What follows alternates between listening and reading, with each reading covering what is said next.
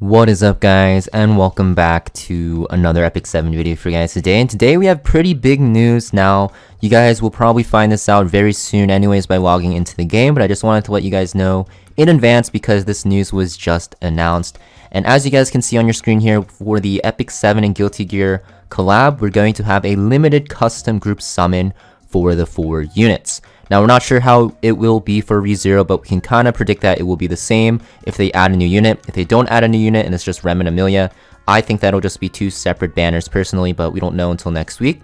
But for this one, we're going to have this limited banner that you can choose 3 units. Now, it's kind of weird because there are a total of 4 pullable units here. You guys can see there's Baiken, Dizzy, Elfelt, and Jacko.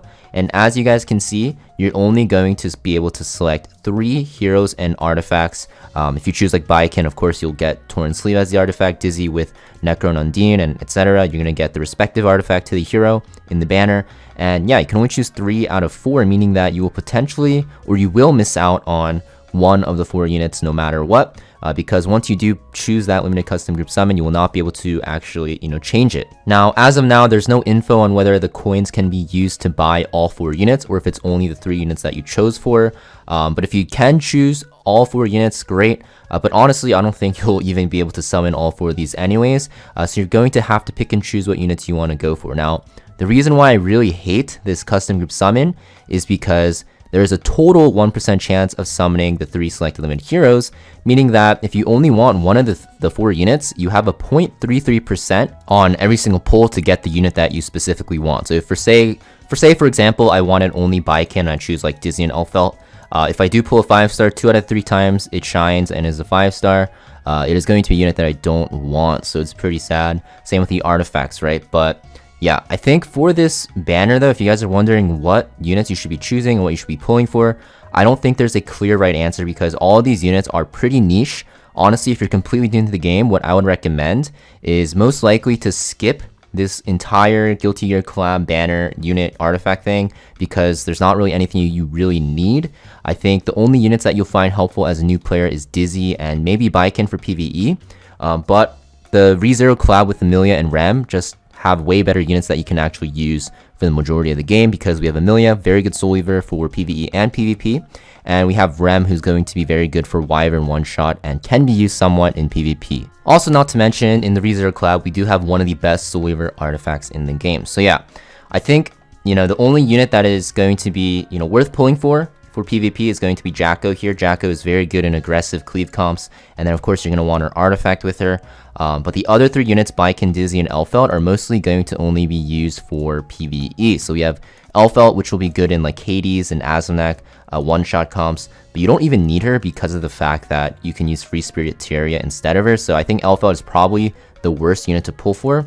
And then you have Dizzy here, who's very, very good in Abyss, up to like floor 107 or something like that. But after that, you're not going to really ever use her. And then we have Baiken, who's a very good Banshee one-shotter, but there are going to be other units that can Banshee one-shot. So yeah, I don't think any of these units are required. For the artifacts as well, the only one you really want is Jacko's symbol if you are pulling for Jacko.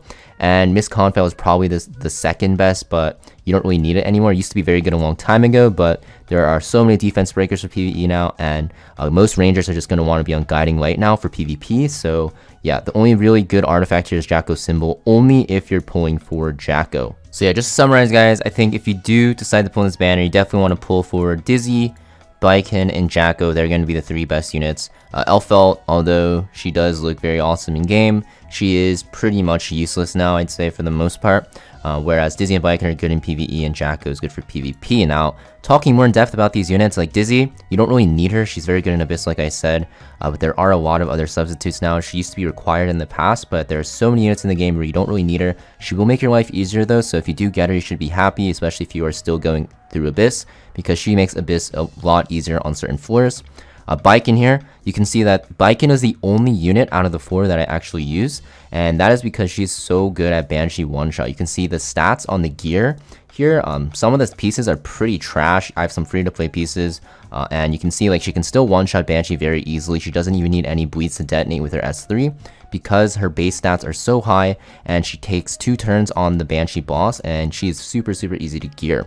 if you guys are looking to get into Banshee one-shot super quickly because you have like ML Landy, you want better counter gear, or you just like want better lifesteal counter effect rest gear in general, then Baiken is a very good choice because she will let you get into Banshee farming, especially one-shotting, super quickly, which makes her an extremely important unit for your Banshee one-shot team. Now, there are other options you can use instead of her, but she is going to be the easiest to gear, like I said. Now, Jacko, guys, like I said, she is the best unit overall from this bunch because she is the best in PvP. And I say that, and you guys are probably wondering why I don't have her artifact, leveled up, or why I don't actually have her actually like enhanced at all or like built.